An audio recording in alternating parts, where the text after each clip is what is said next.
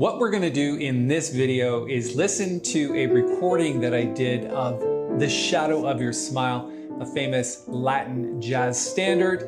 And this is something that I posted on the Jazz Pianist group on Facebook, and it got a big reaction. We've done an entire transcription of this solo. It's 8 pages long. We're not going to have a chance to go through all of it, but if you actually want to listen to the entire recording, I'm going to post a link to that shortly. So what I want to do is listen to the solo in sections, and every once in a while I'm going to stop and point out some of the more interesting areas of the solo. And we'll talk about the concepts that are behind it. And a little bit later on, I'll post a link to the sheet music. And by the way, my name is Paul Tobey from jazzmental.com. Thanks for joining me for one of my tutorials. Let's listen to the head section first, and then we'll go back and point out some of the key concepts.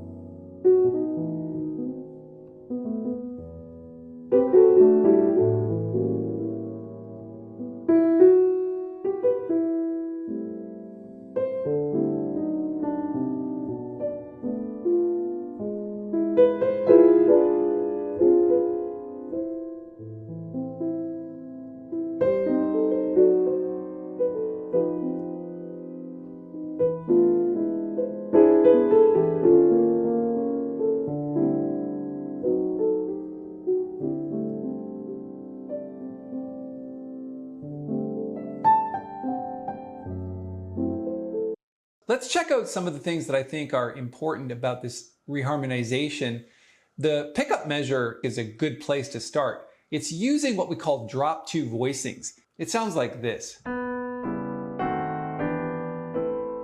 The concept behind drop two voicings is basically taking any chord, like E minor 9 chord, and dropping the second note from the top to the bottom, and just going up the scale. And that's essentially what's happening with that introduction. Then let's go down to this bar here, which is a little bit different. It's still using drop two voicings, except it's not going up the scale. It's using the 6th diminished scale. So like this. And all you're doing there is you're making every second chord a diminished chord based on the dominant. So for example, if it's an E minor chord, the dominant would be B7, and this would be the diminished chord that represents B7.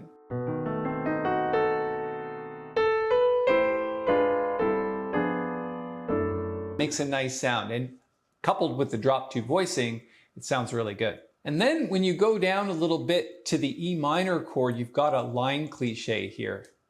And what that means is you've got inner voices moving. So in this particular case, you're going from E minor 7 to E minor major 7 to E minor 7. Okay, so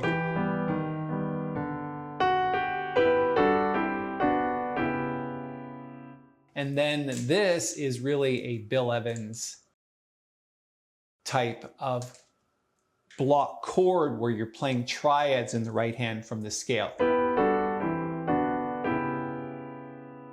I think the most important part about this reharmonization is you're using a lot of block chords in the head, which gives it a nice sound. So from the F sharp half diminished 7th chord at the beginning of the line,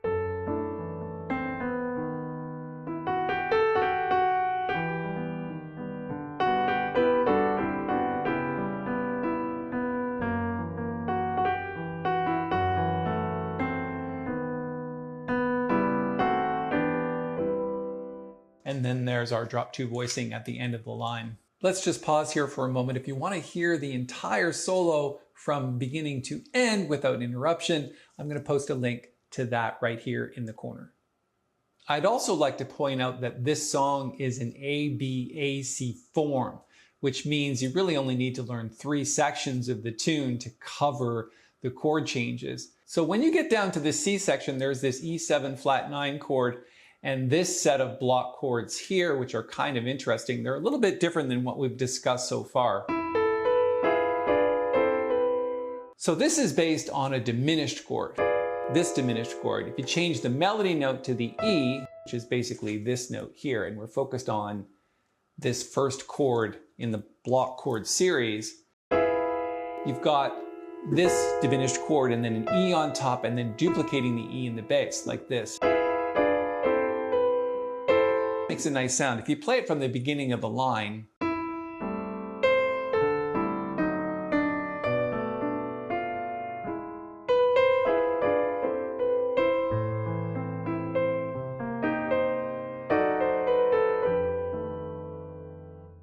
and the next thing that I want to point out is if you look at this last section here, from here forward, it's going down in half steps. So the bass is descending by a semitone each time. So instead of doing 2 5s like F sharp diminished 7th to B7 to E minor 7 to A7, you're basically going down in half steps. So F sharp diminished 7th to F7, sharp 11, to E7, to E flat 7 with a sharp 11, to D. So that's really interesting. I like to do things like that in reharmonizations because it makes that descending bass line stand out and it changes the quality of the chords when you're using those types of tritone substitutions. Let's start at the end of the tune and then go into the first chorus of solo, and let's see what kind of trouble we can get into with the solo.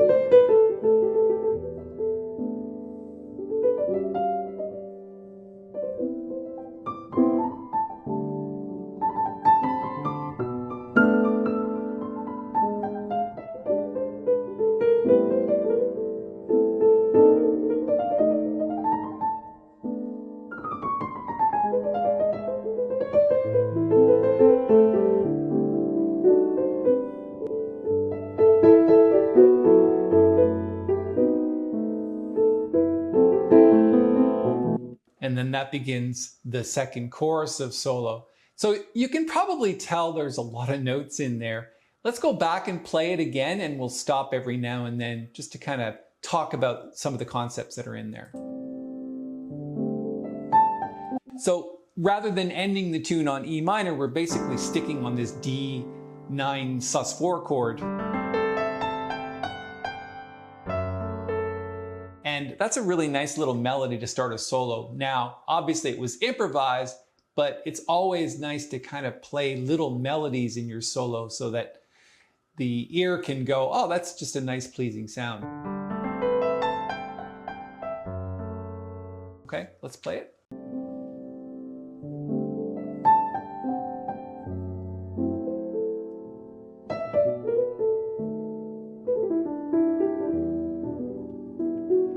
So what we have there, of course, is an E blues scale. So from B7 on the second bar.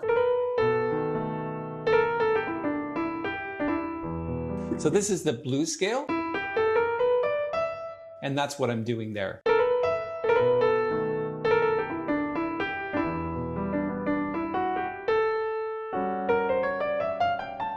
And then it's just an A7 flat 9 scale. Let's keep going.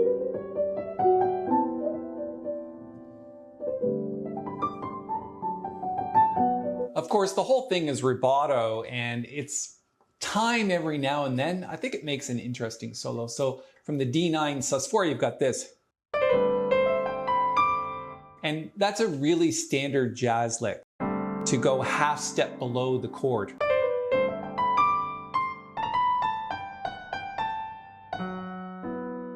And then you've got this descending line on the G major 7th chord.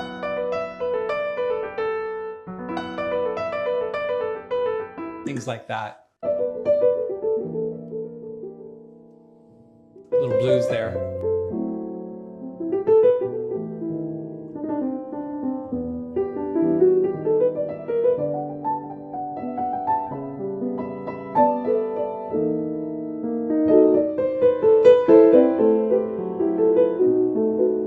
I think it's nice to listen to the interplay of hands there. It's not just throwing down a chord and playing a line with the right hand. The two hands are interacting a little bit. Play it again. Starting here.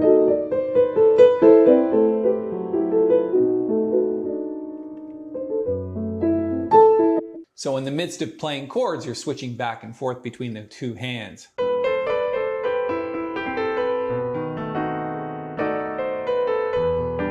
Right? It's kind of obviously an advanced strategy, but it's written out, so if you wanted to learn it, it's right there.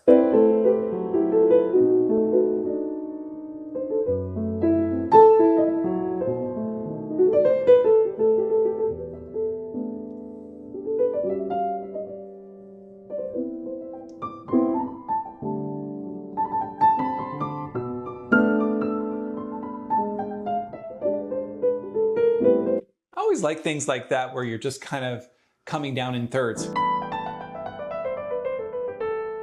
Really nice. In the midst of lines.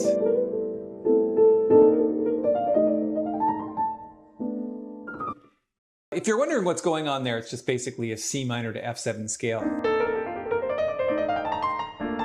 Like if there's no alterations or anything in there, it's pretty straight. That's chromatics.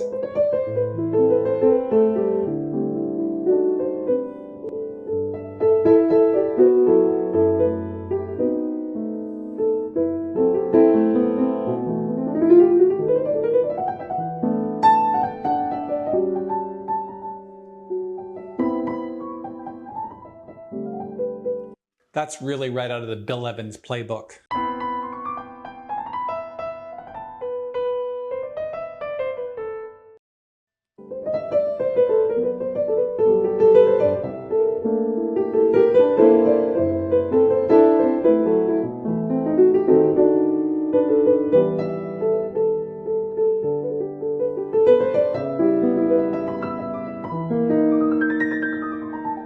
Blues.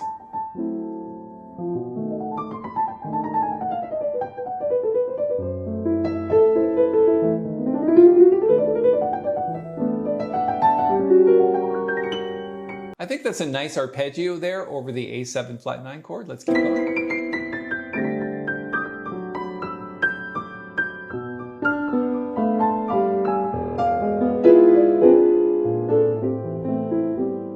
Every once in a while in my soloing, you can hear the melody creep in there just to kind of remind us of the tune that we're playing. And that is fourth. Right? The right hand is voiced in fourths. A fourth interval. Perfect fourth, perfect fourth. Makes a nice sound.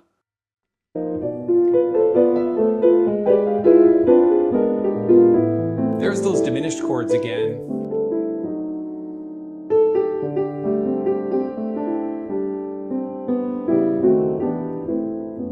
And we're back into the head.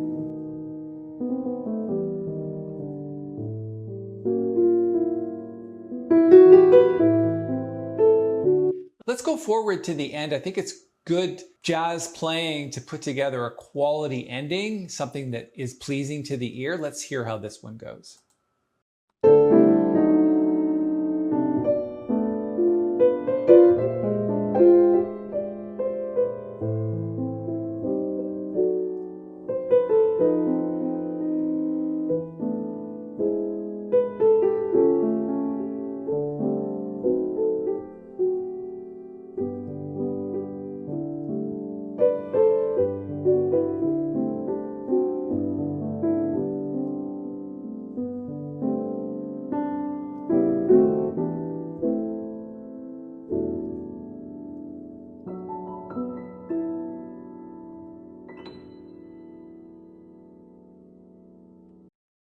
So what it does at the end is it goes to G major and then to D sus, just to kind of do a little repetition, back to G, and then it quotes the melody. And why do that? Because the tune is called The Shadow of Your Smile, and those are the lyrics for that specific part. The shadow of your smile. And then some arpeggio at the end.